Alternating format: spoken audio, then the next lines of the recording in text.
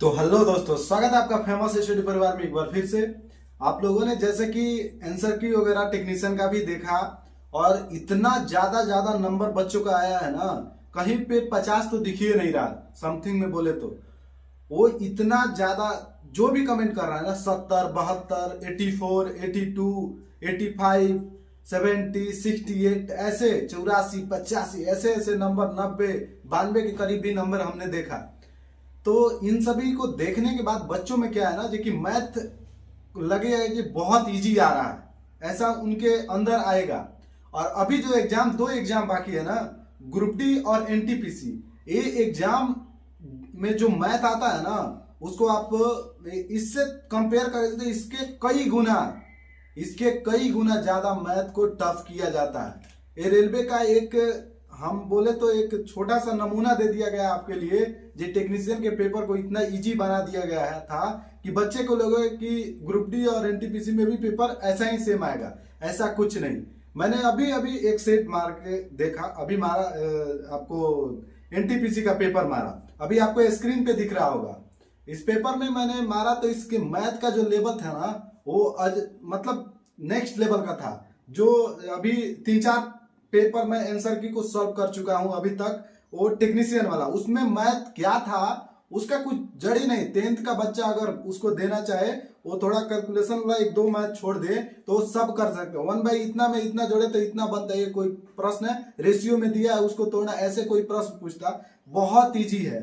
तो अभी जो आपको स्क्रीन पे दिख रहा है, इसमें जो भी नंबर आया वो आया। लेकिन इसमें आपको मैं बता दूं, जो इस सेट को जब मैंने देखा तो इसमें क्या देखा कि मैथ का जो लेवल था ना, हाँ वही मैथ का लेवल सारे एग्जाम में टीसीएस को रखना चाहिए। ये लेवल का मैथ है, ठीक है। तो इसके अनुसार, इन सारी बातों को अनुसार, टेक्नीशियन का पेपर और अभी ग्रुप डी और एनटीपीसी के पेपर के अनुसार मतलब होने वाला है। क्या हमारा क्या प्लान होना चाहिए अच्छा वाला, कि हम लोग एनटीपीसी और ग्रुप डी में अच्छा मार्क्स को लेकर आए, ताकि एक भारतीय रेलवे में आपका जॉब हो, ठीक है। तो इसलिए मैं बोल रहा हूं कि थोड़ा ध्यान से इस वीडियो को देखिएगा, जो भी कैंडिडेट आगे की प्रिपरेशन में है। अदरवाइज जिनका इसमें ज्यादा नंबर अगर नहीं चाहते जो कि एनटीपीसी और ग्रुप डी में आपका कोई हो, तो आप अभी भी स्किप कर सकते हैं। बट मैं अपना एक्सपीरियंस बता रहा हूँ इतना दिन से एग्जाम देने का, बहुत सारे पेपर को मैंने दिया भी, और आज इंडियन रेलवे में मैं अभी कार्यरत हूँ। और ये जो देख रहे हैं ना, ये लगाने के लिए बहुत मेहनत करना पड़ता है, तो इसको समझिए आप लोग, ठीक है। तो देखिए मैं बता रहा हूं, टेक्नीशियन का पेपर आपका हो गया, आंसर की आपने देख लिया।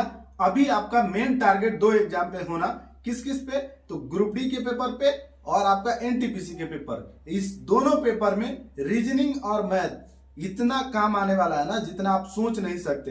एनटीपीसी का पेपर, कुछ पेपर को इजी बनाया जाता है, कुछ पेपर में मैथ को कैलकुलेटिव बनाया जाता है, कुछ पेपर में मैथ में जो 4-5 चैप्टर होते हैं, जो परसेंटेज होते हैं, आपको सीआई, एसआई, प्रॉफिट लॉस, ये सारे चैप्टर है। जैसे कि एडवांस का भी चैप्टर सर्किल वगैरह आ रहा है, और ये 2D 3D जो होता है, घन, क्यूब, ये वाला जो प्रश्न होता है, ये सब बेसिक है। यानी कि ये रेलवे की जड़ बोले तो यही है, यहीं से प्रश्न आते हैं, जितना चैप्टर मैंने अभी बताया।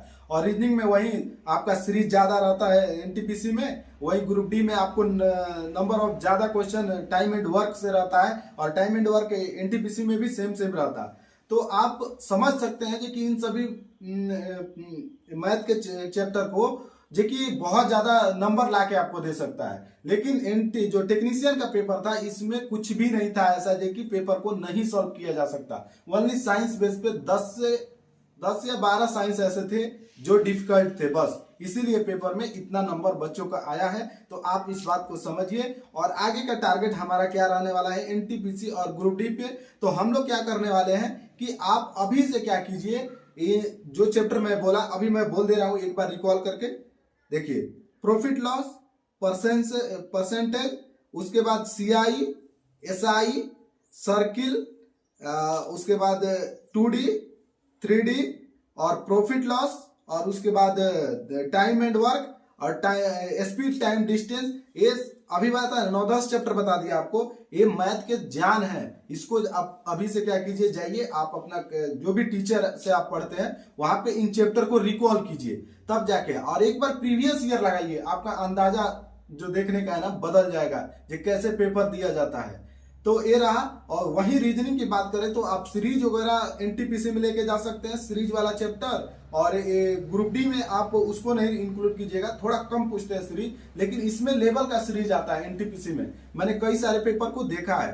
और कथन निष्कर्ष वाला जो लॉजिकल रीजनिंग है, इस पे आप ज्यादा कमांड करने की जरूरत है, क्योंकि ये पेपर में आना स्टार्ट हो जाएंगे। इसमें क्या था, दो ही कथन दे रहा था और एक निष्कर्ष था, वो भी कुछ ये है तो ऑल में करके दे रहा था, जो मैच करके भी बनाया जा सकता है और डायग्राम छोटा बनाए तो भी बन सकता है, लेकिन उसमें डिफिकल्ट 3-4 वाला भी आपको देना स्टार्ट कर देगा। तो ये सारे प्लानिंग आपको करना होगा। जीके जीएस आपको पढ़ना होगा, ये नहीं कि हमने टेक्नीशियन का पेपर दिया, साइंस पूछ रहा है, जीके नहीं पूछ रहा है तो जीके नहीं पढ़ेंगे, ऐसा नहीं है।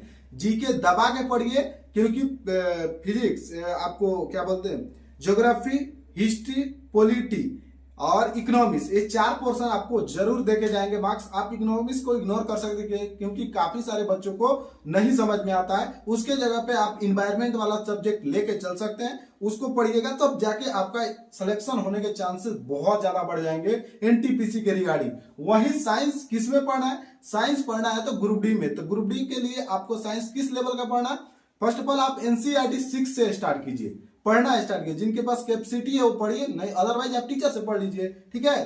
तो अभी 6 के पढ़िए, उसके बाद टीचर को फॉलो कीजिए, तब जाके आपका मार्क्स, मैंने जो स्ट्रेटजी अभी बताया इस पे कमांड कीजिए, न कि टेक्नीशियन के पेपर को देखते हुए अपने तैयारी को जांचे।